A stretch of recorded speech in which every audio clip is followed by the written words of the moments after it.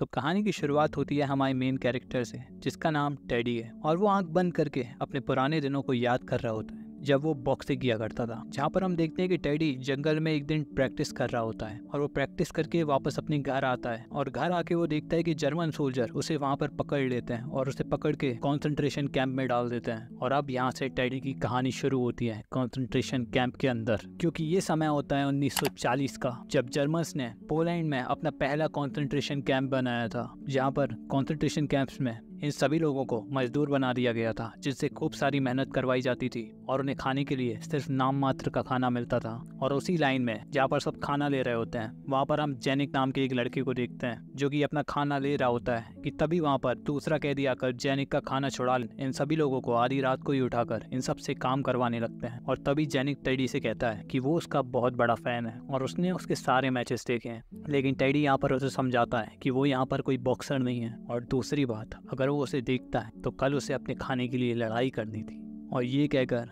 Teddy वहाँ से किसी काम के लिए एक जर्मन ऑफिसर के घर में पहुंचता है, जहाँ पर मौका देखकर वो कुछ सेब चुरा लेता है। जहाँ पर जब वो कैंप में आता है तो वो एक सेब जेनिक को दे देता है, लेकिन जेनिक ने वो सेब वहीं पर बैठे हुए बूढ़े आदमी को दे दिया। और तब टेडी ने एक और सेब निकाल कर जेनिक को दे दिया। लेकिन तभी वहाँ पर जर्मन ऑफिसर्स पहुंच जाते हैं, जो कि टेडी, जेनिक और उस बूढ़े आदमी को तीनों को चोरी के इल्जाम में बाहर ले आते हैं। और उन तीनों को लाइन से खड़ा करके ये ऑफिसर बूढ़े आदमी से कहता है कि वो सेब उठाकर अपने सर पे रख। और ऑफिसर उस सेब पे निशाना लगाने के चक्कर में उस बूढ़े आदमी को वहीं पे खत्म कर देता है। और फिर वो यही काम टेडी से कहता है कि अपना सेब सर पे रखो, लेकिन टेडी तो उल्टा उसके सेब को खाने लगता है। और तब जेनिक वहाँ से बोलता है कि हल्के में ले रहा है क्या। और ये सुनकर ऑफिसर का मन बदल जाता है और वो कहता है, अरे छोटे, तुझे नहीं, तुझे मारूंगा। और वो जेनिक को 25 कोड़े मारने की सजा देता है, जिसकी वजह से टेडी को भी कहीं ना कहीं बुरा लगने लगता है, क्योंकि अगर वो सेब चुरा के नहीं लाता तो जेनिक का ये हाल नहीं होता। और आगे हम देखते हैं कि यहाँ पर जर्मन सोल्जर्स कई सारी यहूदियों को अपनी गैस चेम्बर्स में ले जा रहे होते हैं, जिनकी चीखें यहाँ पर लेटा हुआ जेनिक भी सुन रहा होता है। और अब आधी रात होते ही उन सभी कैदियों को उठाया जाता है और उनसे फिर से काम करवाया जाता है। और तभी वहाँ पर एक गार्ड ने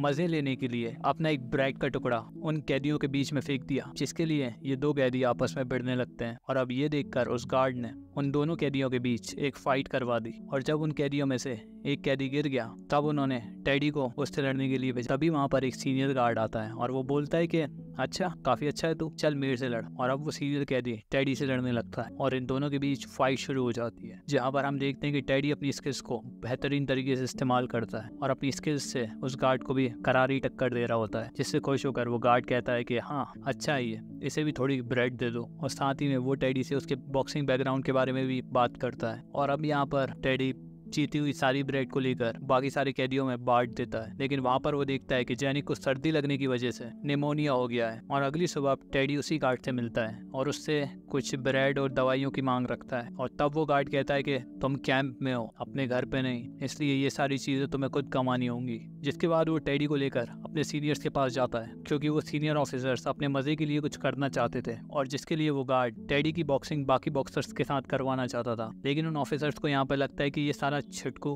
क्या ही बॉक्सिंग कर पाएगा, और इसलिए वो टेडी को टेस्ट करने के लिए शाम को ही एक बॉक्सिंग मैच रख देते हैं, जहाँ पर से अटैक करता जाता है और अपने अपोनेंट से जीत जाता है। और अब ये देखकर गार्ड ने टेडी को बहुत सारा खाना और बॉक्सिंग ग्लव्स दे दिए और साथ ही में उसने टेडी की ड्यूटी एक अस्तबल में लगा दी थी, ताकि वो जल्दी से अपना काम करके बॉक्सिंग की ट्रेनिंग भी कर पाए। और फिर वो कहता है कि हाँ, अब तुम क्लिनिक में जाकर अपनी मरहम पट्टी भी करवा सकते हो। और ये सुनकर टेडी क्लिनिक में जाता है और अपनी मरहम पट्टी करवाता है। और वहाँ पर उसकी मुलाकात हेलिसिया नाम की एक लड़की से होती है। और टेडी अपनी मरहम पट्टी करवाने के बाद डॉक्टर से निमोनिया की दवाई भी ले लेता है। और तब डॉक्टर ने उसे निमोनिया की दवाई के साथ साथ तो और कैदियों के लिए भी कुछ दवाइयाँ दे दी। और वहाँ से टेडी दवाइयाँ लेकर अपने कैंप में आया और सभी को दवाइयाँ बांट दी और जेनिक को भी उसकी निमोनिया की दवाई दे दी। और अगले दिन से टेडी ने अपनी बॉक्सिंग का वर्कआउट शुरू कर दिया। और अब अस्तबल में उसको खाने की भी कोई कमी नहीं थी, जिसके चलते अब वो पहले से ज्यादा ताकतवर होने लगा। और जिसके बाद उसने जेनिक की भी ड्यूटी क्लिनिक में लगवा दी, ताकि जेनिक को भी ज्यादा काम ना करना पड़े। लेकिन यहाँ पर जेनिक को तो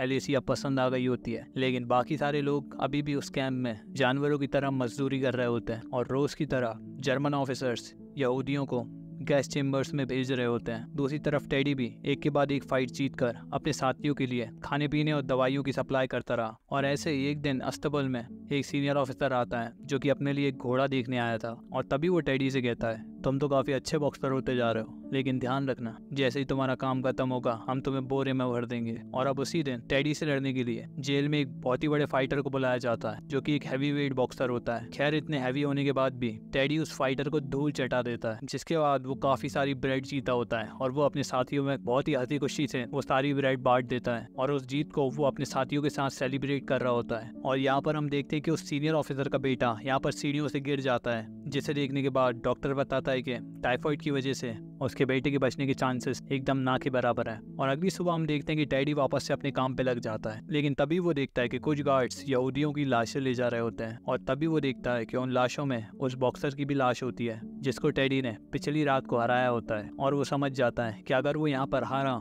तो उसकी मौत तय है। और यहाँ से निकलकर टेडी कुछ यहूदी बच्चों को खाना खिलाता है, जहाँ पर वो देखता है कि जेनिक और हेलिसिया भी एक दूसरे को पसंद करते हैं। और दूसरी तरफ हम देखते हैं कि उस सीनियर ऑफिसर का बेटा टाइफाइड की वजह से आखिरकार मर जाता है। और यहाँ पर हम देखते हैं कि अपने बच्चे की मौत से वो ऑफिसर काफी ज्यादा दुखी हो जाता है, लेकिन दूसरी तरफ वो कई सारे यहूदियों को डेली मार रहा था। और अब वो यहाँ पर यहूदियों को गैस चेम्बर में ले जा रहे होते हैं कि तभी वहाँ पर दो गार्ड्स हेलिसिया को पकड़ के ले आते हैं और वो कहते हैं कि ये लड़की अंदर से खाना चुरा रही थी। और जिसके बाद वहाँ पर खड़ा हुआ गार्ड हेलिसिया को भी गैस चेम्बर में ले जाने के लिए कहता है और उससे उसके कपड़े उतार कर गैस चेम्बर में रेडी होने के लिए कहता है। और हेलिसिया वही कर रही होती है, लेकिन उसी बीच वो गार्ड हेलिसिया पे गन ताने हुए होता है, लेकिन हेलिसिया एकदम से उस गन को छीनकर उसी पे गन शॉट कर देती है। और तभी वहाँ पर दूसरे गार्ड्स हेलिसिया और सभी यहूदियों पे गोली चला देते हैं। और ये सारी चीजें दूर से जेनिक देख रहा होता है और ये सब देखने के बाद वो रोते हुए टेडी के पास पहुंचता है। और ये सब सुनकर टेडी भी काफी उदास हो जाता है, लेकिन अभी तो उसे जेनिक को संभालना था। और यहाँ पर हम देखते हैं कि एक और सीनियर ऑफिसर को अपने हाथ के पास से एक गोली निकली होती है, जिसका इलाज करने वो क्लिनिक जाता है, जहाँ पर वो जेनिक को देखकर उस पर शक करता है और उसे अपना बंदी बना लेता है। और अगली सुबह वो अस्तबल वाला गार्ड टेडी को एक जर्मन बॉक्सर के बारे में बताता है और वो उसे बताता है कि अगर उसने उस जर्मन ऑफिसर को हरा दिया तो उसके सीनियर ऑफिसर उसे छोड़ देंगे। और यही बात डिस्कस करने के लिए वो ऑफिस में पहुंचता है, जहाँ पर वो ऑफिसर बोलता है हाँ चलो मान लो तुमने हमारे बॉक्सर को हरा भी दिया तो भी मैं जेनिक को क्यों छोड़ूं। और तब यहाँ पर टेडी बोलता है कि अगर उन्होंने जेनिक को नहीं छोड़ा तो वो आज से ही सारी फाइट्स बंद कर देगा। और टेडी यहाँ पर आज तक एक भी फाइट नहीं आ रहा था और उसका जोश देखकर वो ऑफिसर भी हाँ कह देता है, लेकिन उसके जाने के बाद ही वो अपने गार्ड से कहता है कि कुछ भी हो जाए लेकिन ये हमारे बॉक्सर से नहीं जीतना चाहिए। और अब रात होते ही टेडी ने अपने अपोनेंट को मारना शुरू कर दिया और ये देखकर जर्मन ऑफिसर परेशान होने लगे कि कहीं टेडी उनके बॉक्सर को ना हरा दे। और तभी एक ऑफिसर ने टेडी के पास अपनी एक दारू की बोतल भिजवा दी, जिसको पीने के बाद टेडी सेकंड राउंड में ठीक से बॉक्सिंग नहीं कर पाता और यहाँ वहाँ डोलने लगता है। लेकिन फिर भी वो ये बोलता है कि वो बॉक्सर से लड़ना चाहता है, लेकिन अब उसके सामने जेनिक को लड़ने के लिए लाया जाता है और उससे कहा जाता है कि अब तुम दोनों लड़ो। और यहाँ पर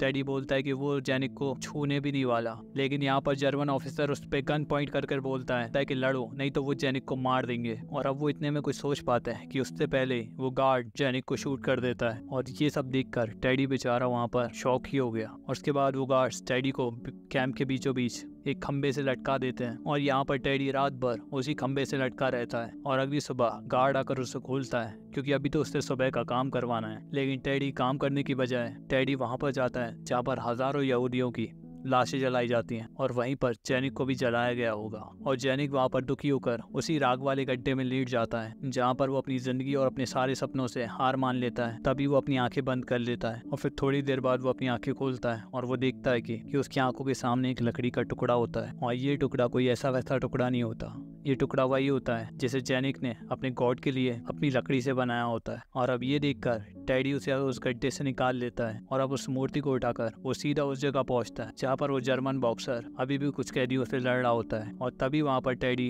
बीच मैच में उस जर्मन बॉक्सर से लड़ने कूद जाता है और ये देख कर ही बाकी ऑफिसर्स टेडी पर शर्तें लगाना शुरू कर देते हैं। जबकि हम देखते हैं कि टेडी के हाथ तो रात भर लड़ने की वजह से काफी ज्यादा थके हुए थे, जिसकी वजह से उससे उसके हाथ उठाना भी काफी ज्यादा मुश्किल पड़ रहा था। और अब इस बात का फायदा उठाकर वो जर्मन बॉक्सर टेडी पर हमला कर देता है और जिसकी वजह से टेडी एक पंच में ही नीचे गिर जाता है। लेकिन गिरने के बाद भी वो फिर से उठ खड़ा होता है, जिसे देखकर सभी के अंदर जोश आ जाता है और सभी टेडी के लिए चीयर करने लगते हैं। लेकिन वो जर्मन बॉक्सर अब काफी ज्यादा गुस्से में आ जाता है और वो टेडी को बड़ी बेरहमी से पंचेस मारता जाता है। और थोड़ी देर तक पिटने के बाद टेडी अपने असली रूप में आता है और वो जर्मन बॉक्सर पे अपने हैवी पंचेस मारता है, जिसकी वजह से वो बॉक्सर वहीं पे नॉकआउट हो जाता है। और वहाँ पर टेडी टेडी जीत जाता है और सभी लोग वहाँ पर टेडी को चीयर कर रहे होते हैं चैंपियन चैंपियन कह के। और यहाँ से कहानी थोड़े आगे आ जाती है जहाँ पर टेडी उस कैंप से वापस अपने कपड़े और अपने ग्लव्स लेकर बाहर जा रहा होता है, क्योंकि उस कैंप के कमांडर ने उसका ट्रांसफर एक लीक में कर दिया होता है जहाँ पर टेडी जर्मन्स के लिए अब बॉक्सिंग करेगा। और उसके बाद हमें वो समय दिखाया जाता है जहाँ पर वर्ल्ड वॉर खत्म हो गई होती है और टेडी वापस से पोलैंड पहुंचता है और अपने बॉक्सिंग एकेडमी खोलने का सपना पूरा करता है। और यहीं पर हो जाती है मूवी खत्म।